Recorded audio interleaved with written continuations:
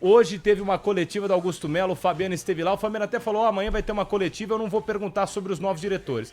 Mas, o Fabiano, estava escrito, né? Estava escrito que os caras não iam deixar perguntar sobre qualquer outro assunto e foi uma patifaria lá, para falar a verdade, né, Fabiano? Se eu tiver que te interromper, o senhor também entenda o porquê, tá bom? Boa tarde, Fabiano.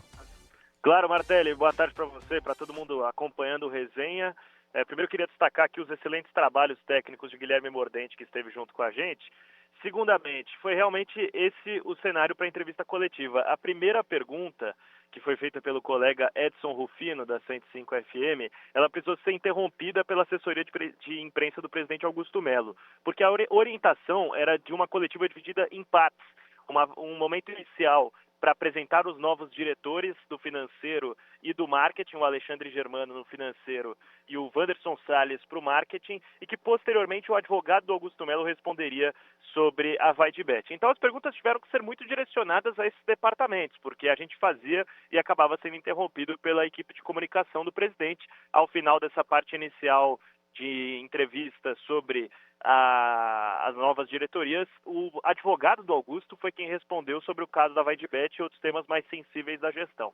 O que dá para a gente destacar é que nessa parte final o Augusto Melo confirmou que mesmo se for indiciado, não irá renunciar à presidência do Corinthians.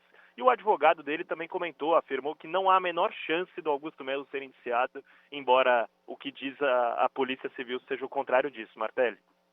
Foi o que a Nina falou um negócio em off aqui, que pô, tem uma experiência aí, mas ao mesmo tempo que faz muito sentido. É o seguinte, você vai chamar uma coletiva, se você vai censurar no sentido de você não deixar os outros perguntarem, pô, faz um vídeo institucional. A Nina tem razão, você tem razão, Nina. Pega um vídeo lá, bota uma mesa bonita, um madeirão, um mármore. E apresenta. Essa aqui é a Nina Gagliotti, nova VP. Aí vem a Nina, eu trabalhei 10 anos, 20 anos, 50 anos, pá. Aí vem outro, pô, faz um bonitinho, entendeu? Faz isso, é melhor do que você... Olha, assim, até numa tentativa de criar uma agenda positiva, os caras conseguem fazer algo negativo. Porque qual a impressão que fala? Sobre o assunto que todo mundo quer saber, não fala. Essa a cortina de fumaça, que não é cortina nem de fumaça. É cortina de cigarro, sabe aquele cigarro de novela eletrônico? Não, que não tem cortina, não tem fumaça. É disso, cara, não serve pra nada.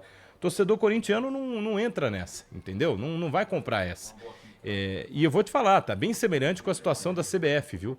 CBF e Corinthians estão caminhando assim, é um processo de destituição de um presidente que está acontecendo nas duas, né, partes e independente da premissa que seja de qualquer lado, é isso que está acontecendo. Corinthians que venceu ontem por 1-0, jogo horroroso contra o lanterna do grupo, jogo horroroso, precisa fazer 4-0 no último jogo, jogando fora contra o Huracan para passar em primeiro, ou, né, mesmo vencendo aí o Huracan, passa em segundo e vai para repescagem. Alguém quer falar algo para Fabiane antes de liberarmos? Só trazendo uma ressalva aqui, hein, Fabiane? A gente tem uma sonorinha, se o Fabiane quiser chamar. Eu ia até falar sobre isso, algumas respostas esquisitas, hein, Fabiane? Principalmente aquele não se responsabiliza por dívidas. No mínimo estranho, né? Vamos ouvir? Tivemos um aumento significativo da dívida. E ela não é minha. Eu não vou pagar por dívida que não é minha. Está comprovado por perito, por auditoria independente, senão o meu superávit também seria em 2024, não só começando em 2025. Não é meu, não vou assumir.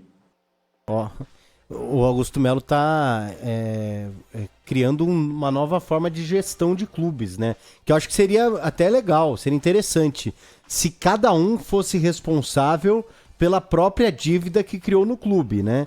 Provavelmente aí os clubes hoje estariam com muito menos dívidas, né? Porque os dirigentes teriam um pouco mais de consciência ou os próprios dirigentes levariam com eles a dívida, né? Então, assim, o André Sanches deve 600 milhões de reais. Isso. Aí você vai, o Mário Gobi lá atrás. O Mário Gobi 300, o Duílio. Aí ficaria lindo, maravilhoso, mas essa não é a realidade. E o Bandeira de Melo no Flamengo, os caras tinham que dar um bi pra ele, né? Fala, pô, tu salvou um bi, toma aqui o Pix, então, o Bandeira de Melo.